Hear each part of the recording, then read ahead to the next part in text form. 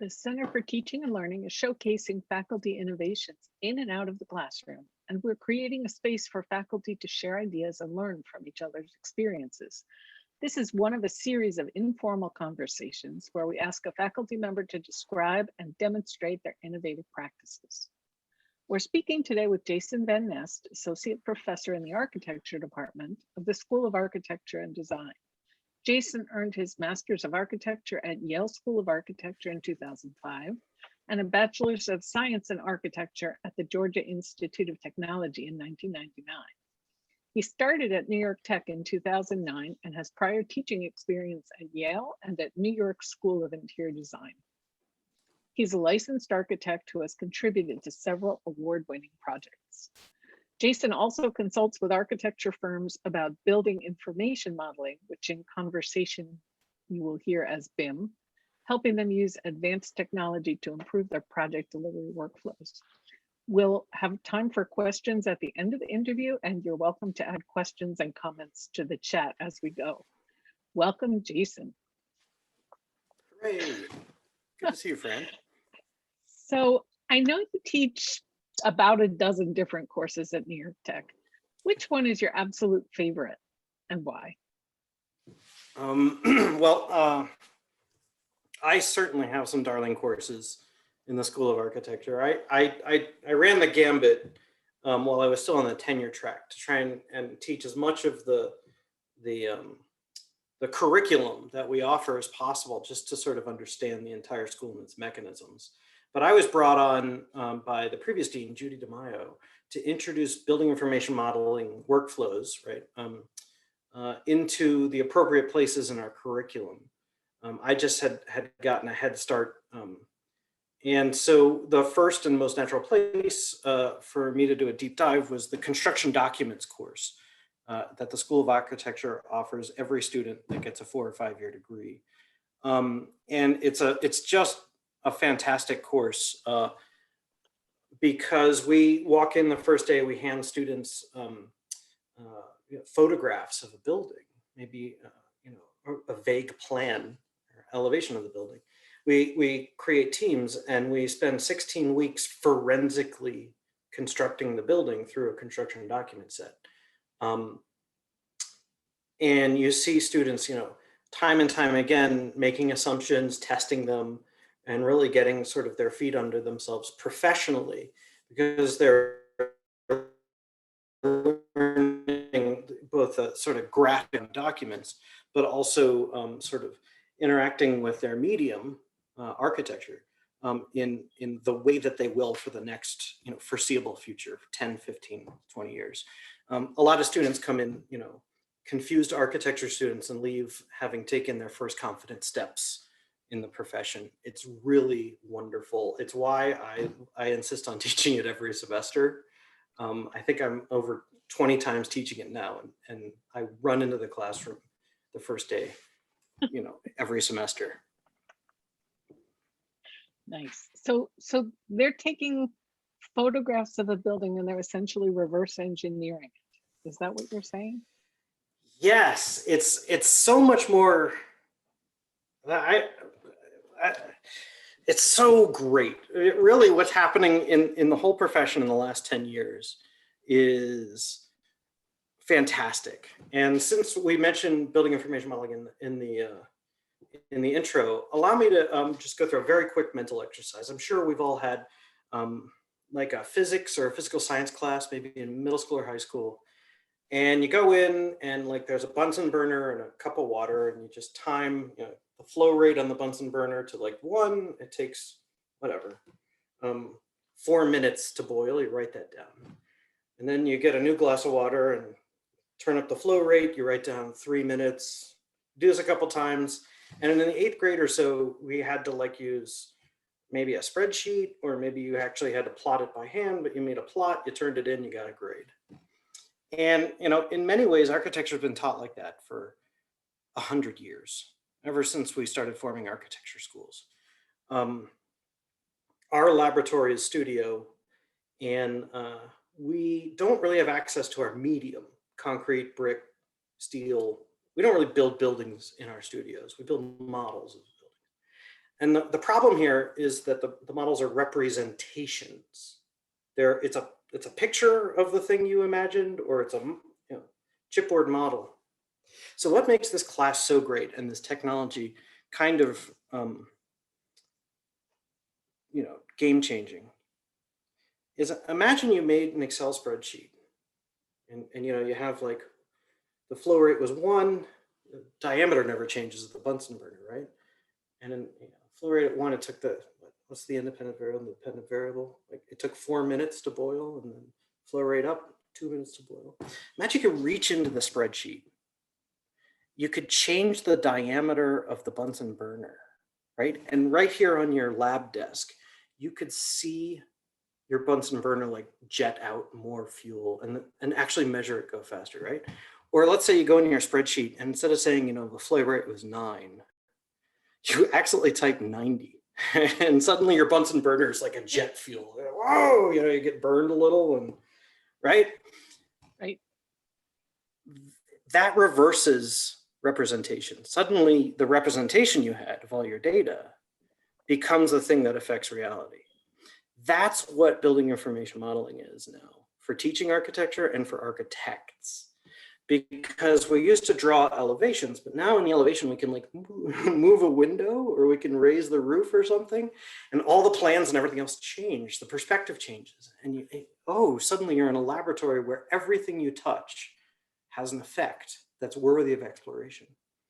So this class is the first introduction of that technology, not just that sort of graphic language.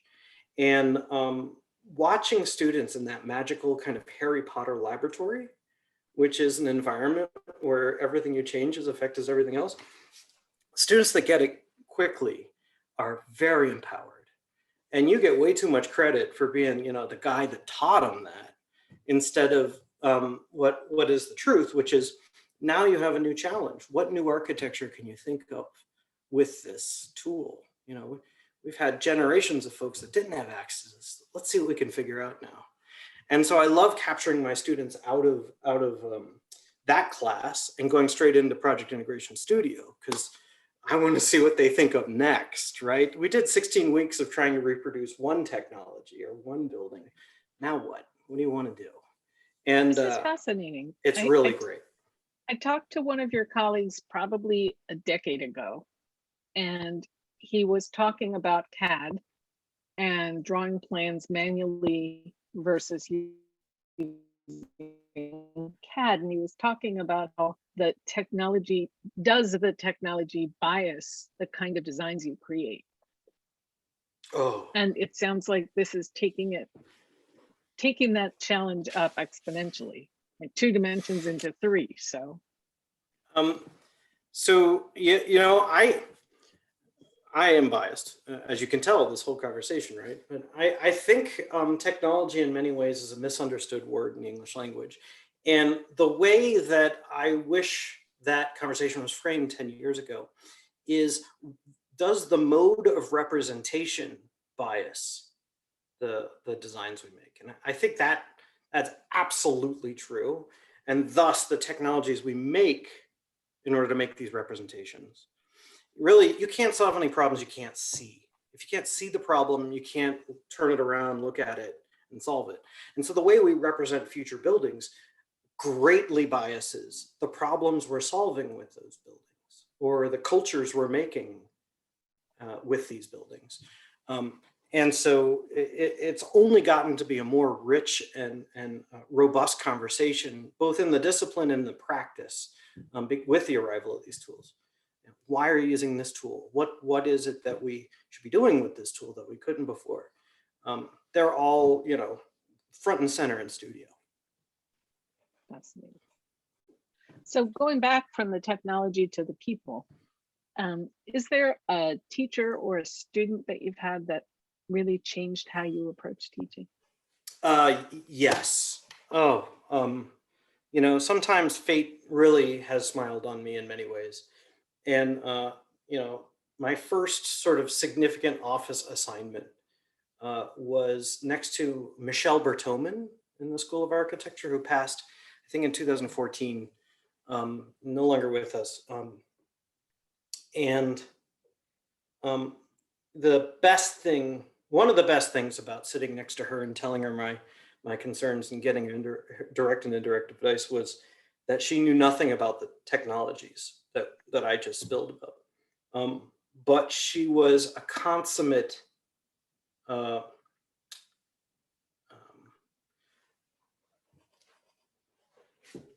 sympathizer, empathizer. You know, she really connected with her students in ways that I still hold myself against. You know, here almost a decade later. Michelle taught me that when you walk into a classroom, you have three projects. The lowest level project for Michelle, and she would take this as a compliment, is the transfer of technical information, right? Sort of what's on the label for that class. And she took that seriously, but she thought it was the lowest level job. The second thing that she felt architects were doing, at least or professionals were doing in the classroom, was demonstrating how professionals behave. And the way to unpack and repackage problems in front of young professionals who are learning these sort of methods of thinking and methods of acting. The highest level for Michelle was to teach students to love something, to give them permission to fall in love with a discipline, with a medium, with, you know, whatever it is. And she didn't, I think, you know, piecing together even years later, her commentary, I don't think she taught directly how to love something, but instead demonstrated her love for the medium of architecture and for, you know, all the little footholds she got into these magical worlds of buildings and building sciences. And in doing so, demonstrating to students that it's okay.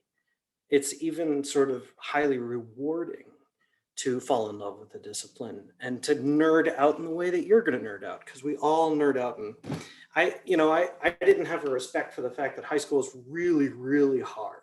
I kind of put all that behind me because I was definitely a geek and a nerd and too busy in chess club to really realize what kind of goofball I was. And the way that she showed students how to make that more than your personal identity, but the thing that will enrich you of your own mind in your own garden.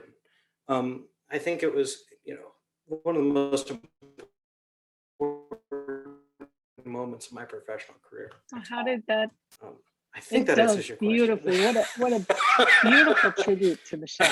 It really is. I miss her every day. How did that change how you approach classes and students and teaching?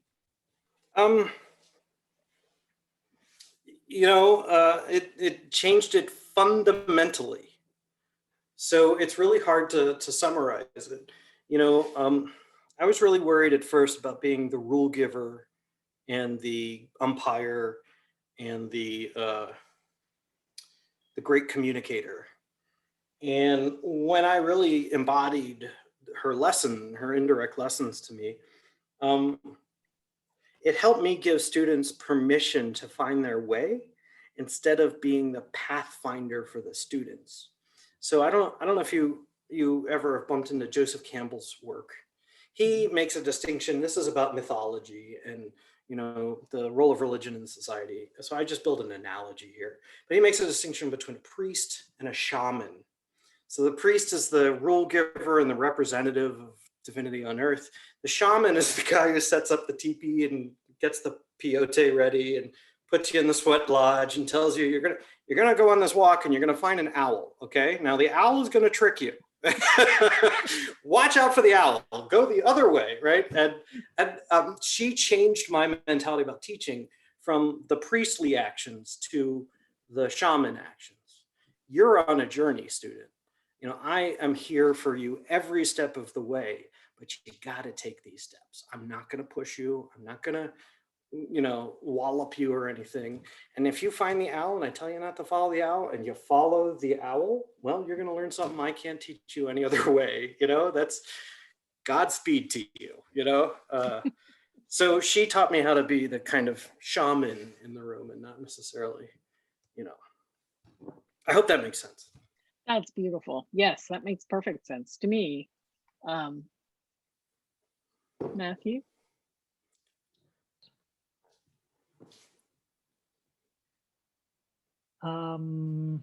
Let's see. Am I asking a question? No, I'm just asking if how you reacted to that analogy, the metaphor. As I understand the metaphor, and I'm wondering how, and this is maybe privileged information that I hope is okay to divulge, how being a parent and raising a young child fits into this as well. Yeah. Yeah. You know, on maybe two levels, you are describing, you know, the different levels of Merschel's, where you have the technical information, uh, being an example of a professional, and then how to fall in love with something. And I think, and again, I'm familiar with some of your other classes, maybe in real estate fundamentals, as an example of not only how do you demonstrate how to be a professional, but architecture is a difficult discipline for raising families, money, income after school, student loans, those sorts of things. And appreciating the demonstration of, being a full citizen with a family and lives after school.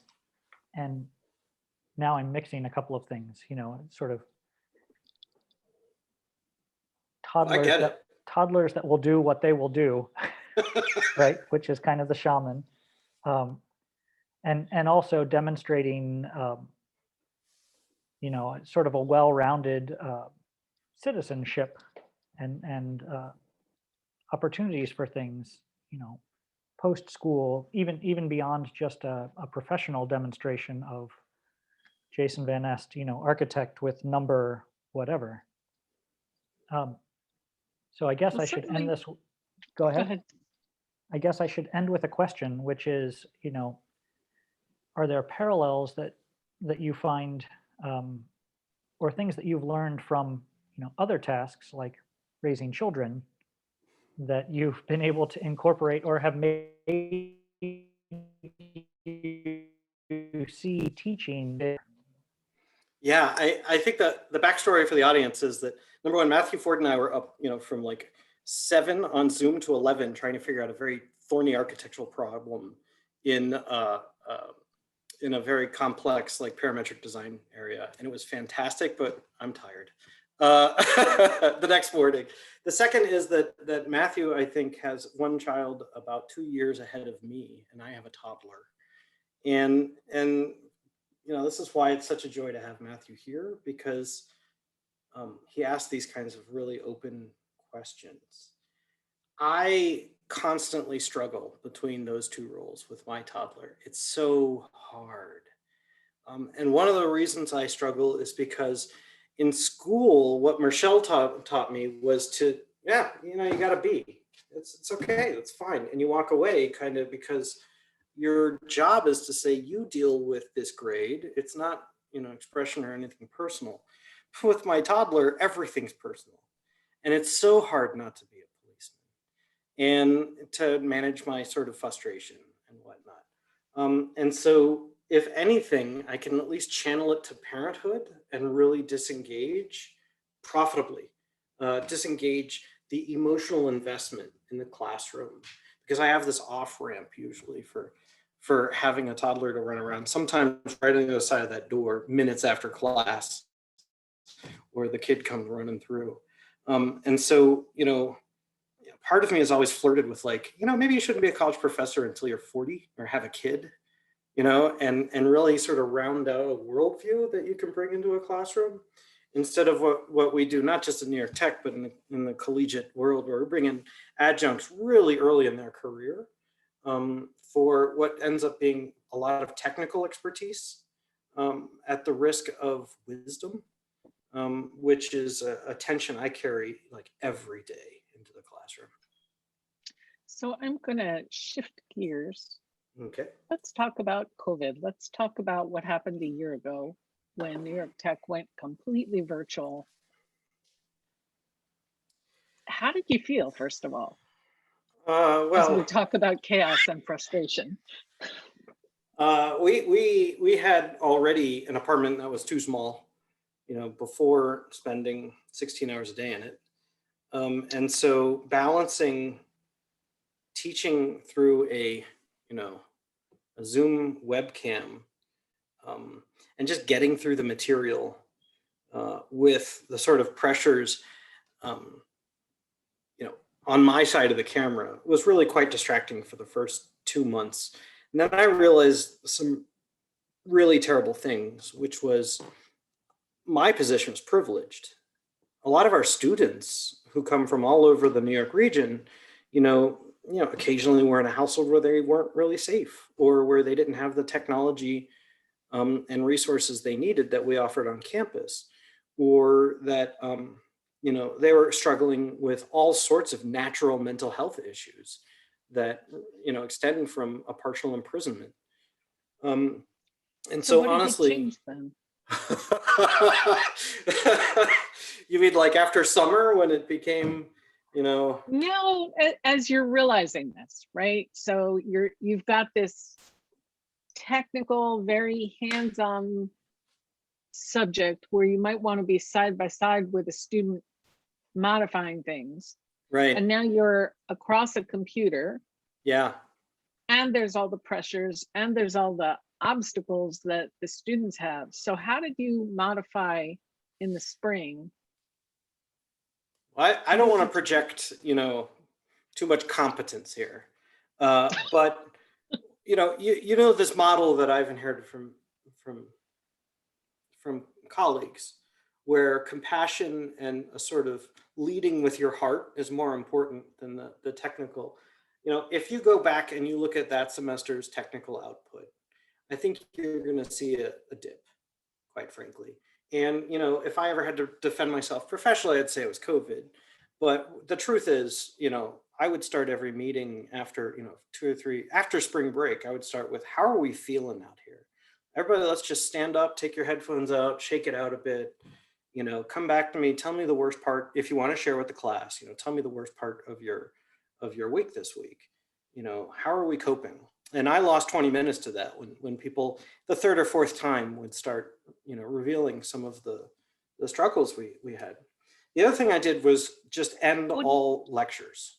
Everything got like recorded and then just face to face, and as a result, very little technical information went across the bandwidth, comparatively speaking, but a lot more of just like, I hear you, man. Oh, dude, that stinks. A lot more of that happened. And it sounds like the students were responding. Yeah, well, it's nice to be the compassionate professor when the other 4 you see that week are less, right? Then you're given sort of a purview and a permission that they aren't. The downside is you're easier to disappoint. And so if you're afraid of a professor, you'll definitely do better in the class, just acting out perhaps from the wrong emotional place. But if you have a professor where you're comfortable disappointing them, you're more likely to disappoint them. So it was a trade-off, and it's one I protected myself against in the next 2 semesters. It's interesting that you're saying that, because at the same time, when students connect with a professor, their motivation increases and they'll work harder. And often that's a stimulus to perform better. So this is I an stand interesting corrected. counterpoint.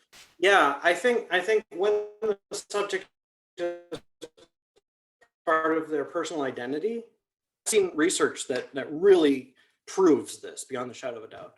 And I think the part that my teaching experience overlaps and doesn't overlap with this research is when that subject is part of their personal identity. So, hey, I'm connecting with this professor, I'm falling in love with the same things or related things that they're falling in love with, and I want to pursue this further. Then I see, boy, you just can't rip them away from their homework. And how often do you get to say that, right? But if it's like, yeah, it's my ballroom dancing professor, and I got to get this other stuff out, and I really am passionate about ballroom dancing. What could have been in those cases is not, I think, as pronounced as what you'd see when it really is part of their personal identity. So I just put an asterisk, I think, on there. There are some of my students in the School of Architecture that are going to inherit like the family business, and it's related to architecture. It's why they're studying architecture, but it also creates a distance. Oh, that's interesting. Right. So you alluded to changes you made as we were going into the fall.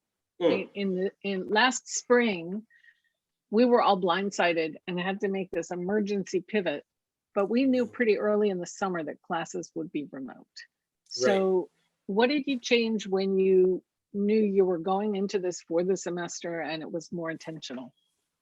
So the fundamental problem, I don't think this is unique to architecture students, but the fundamental problem, I think, with the way classes were delivered in the 90s, aughts, and whatnot, was that it was always meant to be material in a seminar. It was always meant to be not a debate, but a discourse between two voices, the textbook, which the student was supposed to read before stepping into the classroom, and then the student, or I'm sorry, the professor, who would represent the material on the blackboard or whatever, using their own voice and their own thinking, filling in gaps, and ultimately, creating something larger than what one person could present, right? Because it was a body of information. And, ever since I've taught, and I'm sure actually my own behavior reflects this, students don't read. High performing students will achieve many of the course readings, and more than half of my students weekly demonstrate that they have not executed the reading. Enter COVID, where I can't even get that primary introduction to material on the board in front of them. So I started recording my lectures, giving them a textbook in the lectures, and praying that they look at one or the other. The course that we talked about before, construction documents, I really wallop them on the midterm. Hey, this was in chapter 7. Wait, this was in chapter 9. What happened? But I discovered pretty early on, I'm embarrassed to say, not in the summer, but in the fall, they weren't watching the lectures either. They're just trying to jump straight to the assignment.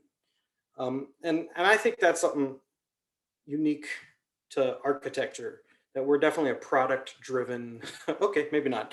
A lot of the way we teach in studio is kind of like what's on the boards. And so the impulse for architecture students is to hurry up and get drawing, produce. And that's just a very big problem.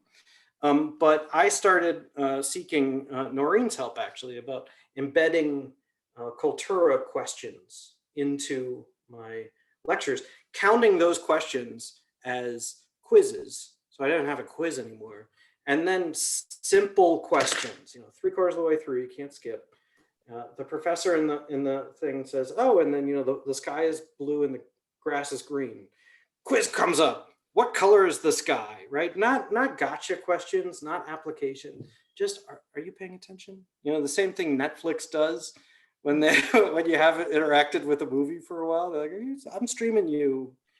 I saw student work improve immediately when they got sort of credit for paying attention.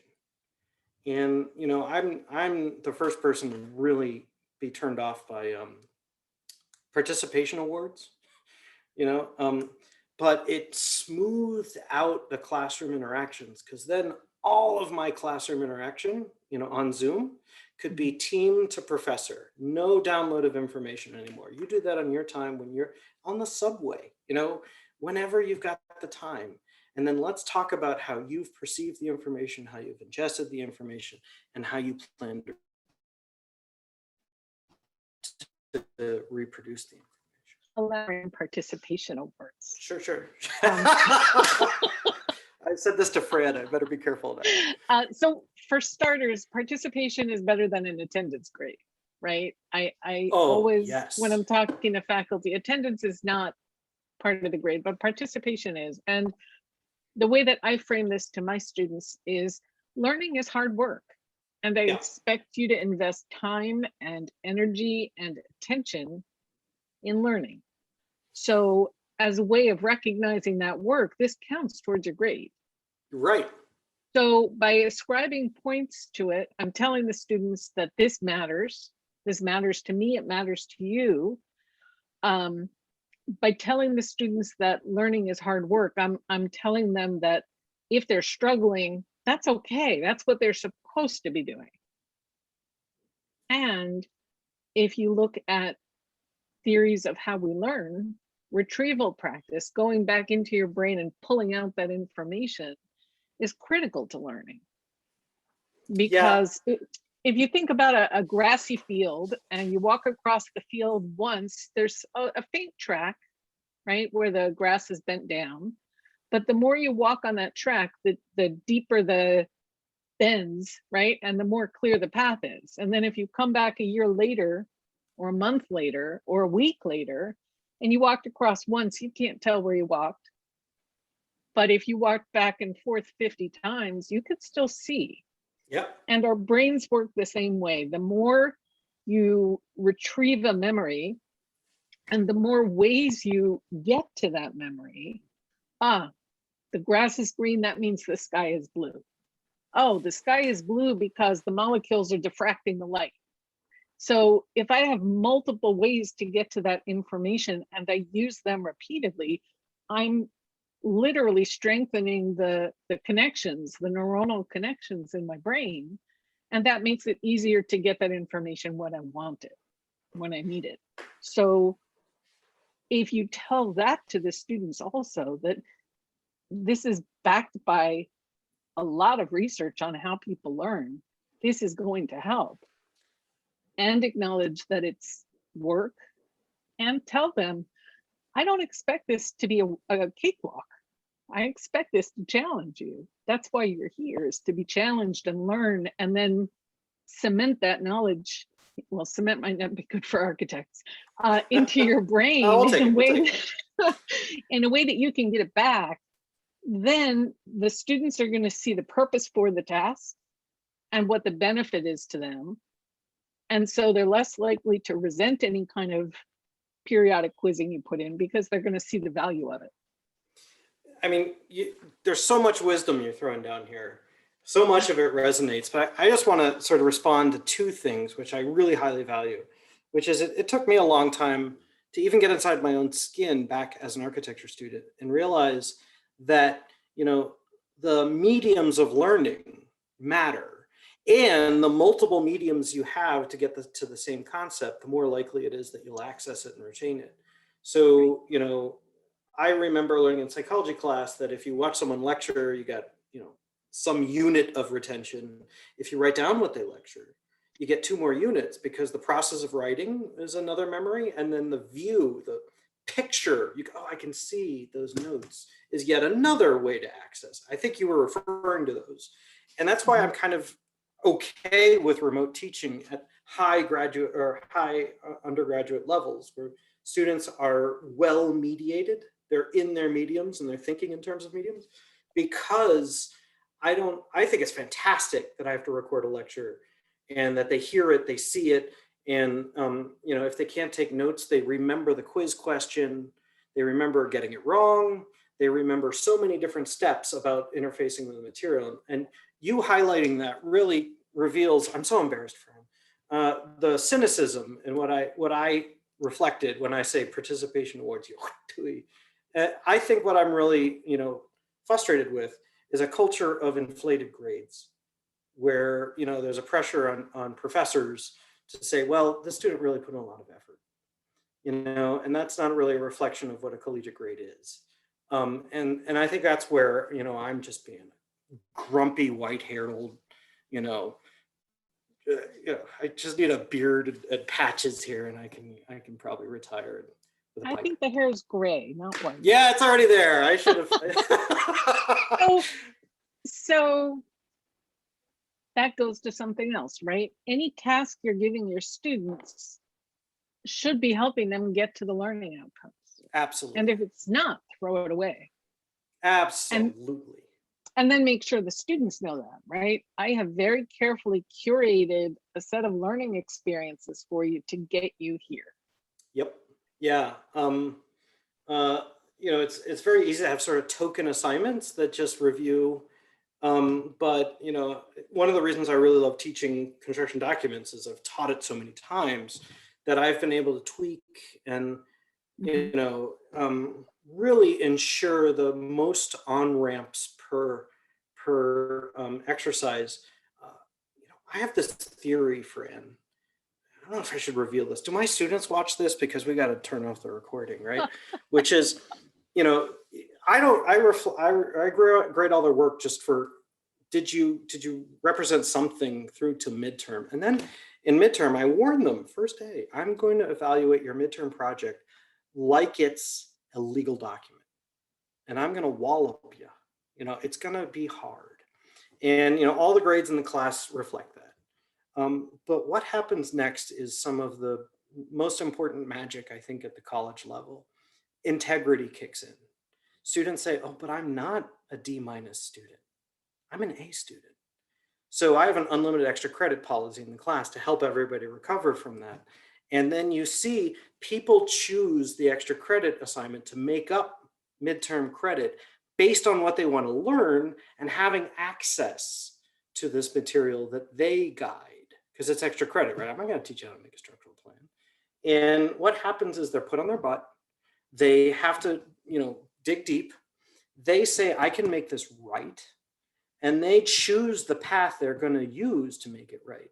And some of the best, presentations in the class are not mine, but when I require students to present their extra credit for a minute or two, and they're taking ownership of their experience, not just the material they're presenting.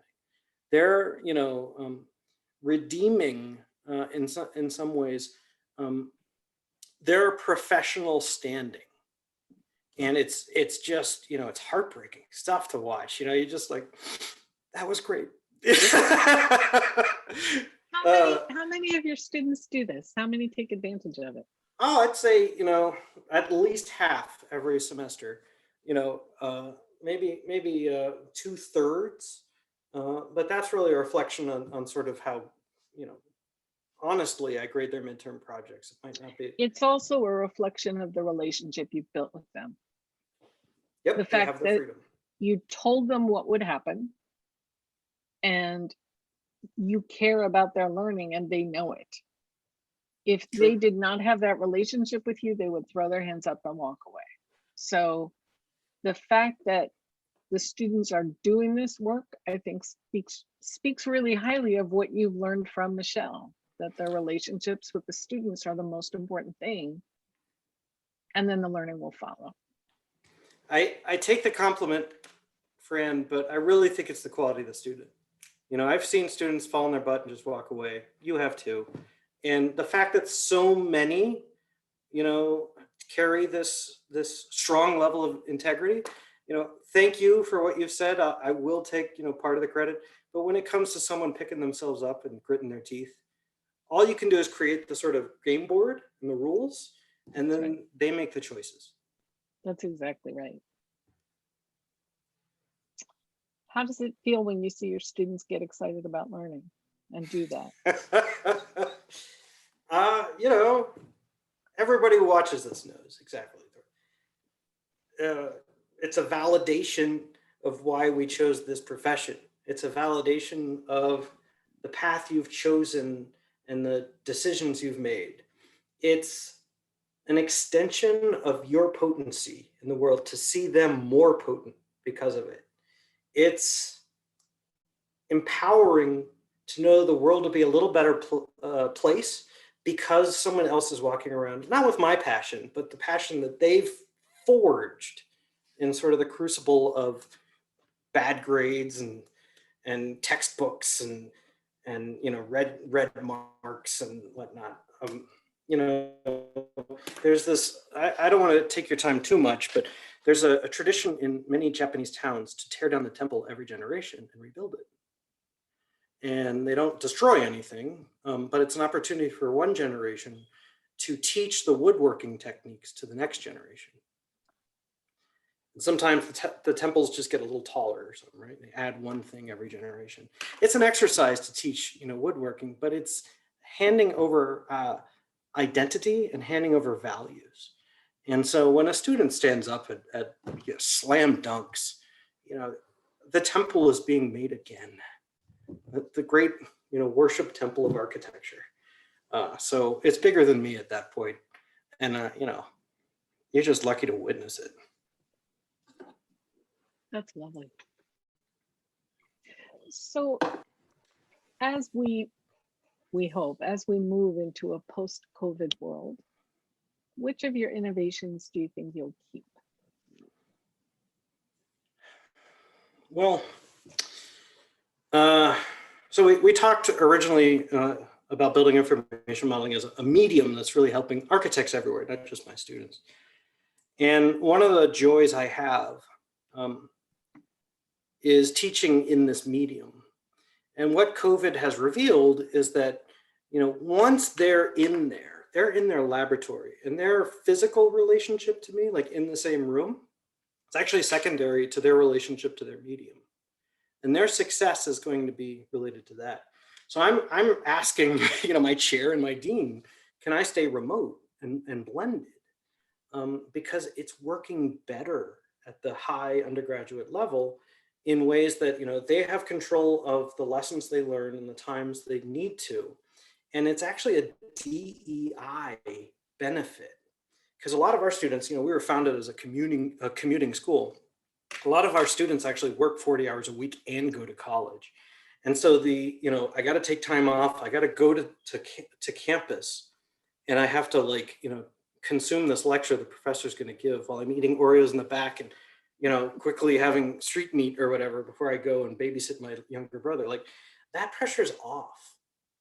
You can see some students are logging in at 1 a.m. because they're interested, they're excited, or they're catching up. And what I really was not sensitive to was I formed groups of 3. And the students that come from better backgrounds can take time off to come to campus and do our coursework in the computer lab, on a day that's not a class day. But the students that don't have that kind of financial or schedule freedom would have I can only come Saturday morning. I gotta leave by 11. And so once you detach our students and they can do their homework collaboratively in these environments, like all 3 cursors are moving around in the model virtually at the same time, then the students that were penalized for not being able to get on campus to do this work, that penalty is lifted, and they can contribute so much more robustly in these mediums where everybody's building a building at the same time. So in Studio and in where I use the same technology and in construction documents, I'm seeing a much higher throughput from my students, all the students, and unfortunately more conflicts, because the more time they spend in the environment, the more they have to. But since this is the technology architects are developing for themselves and have adopted for the last 5 to 10 years, it's the best New York Tech introduction to how to behave in an architectural office as a medium, not just how do you talk over the water cooler, but what are our professional ways of behaving inside the medium. So I really can't wait to build on the achievements that we've been offered, with these tools. This is inspiring. This is really very inspiring, Jason. Cheers. And I'll note at the beginning, you talked about a different level or a different aspect of equity, that not all of the students had the technology at home that they needed to do the work. But I'll note that architecture has been phasing in a computing requirement, right? And so you haven't seen that yet teaching the upper level classes. But next year, or maybe the year after, your students will have the computers at home. Yeah, as a credit to New York Tech, a lot of New York Tech equipment went out to students. Sometimes they literally ripped a computer out of our computer lab and just shipped it to a student.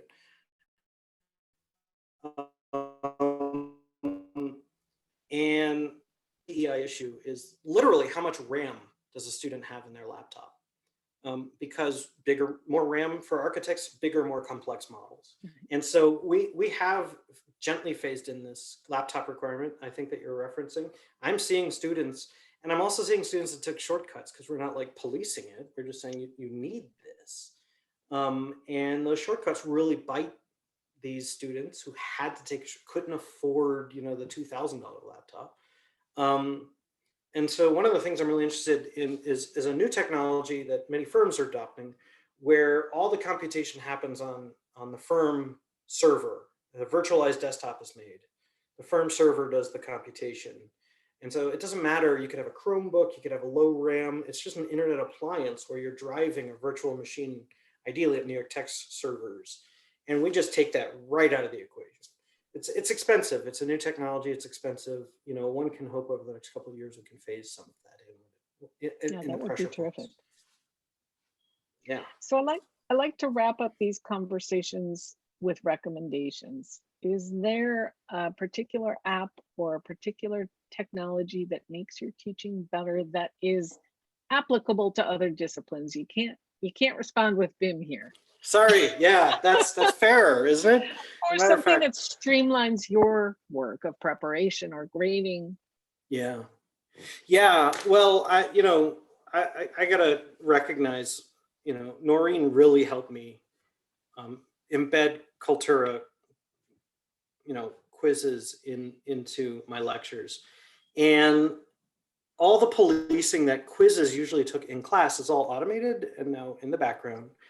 The lecture's delivered, so I can spend a lot more of that luxurious time face to face with students, and sometimes flipping the classroom and saying, let's you teach me what you learned this week. How is this applying to your projects?